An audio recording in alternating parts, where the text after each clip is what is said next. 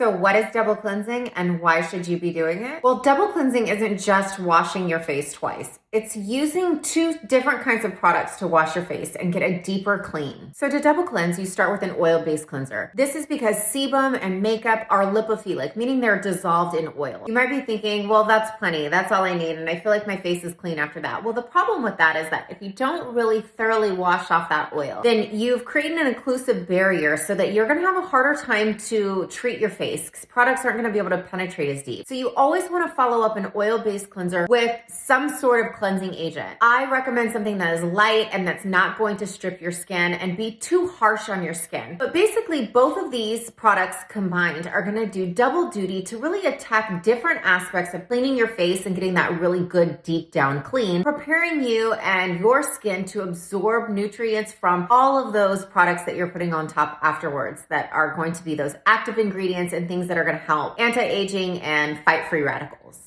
Following your double cleanse is the perfect time to replenish all of that lost moisture, reinstate your barrier with Moisture Barrier Cream, and be sure to use all of your active ingredients. Your skin is ready to absorb.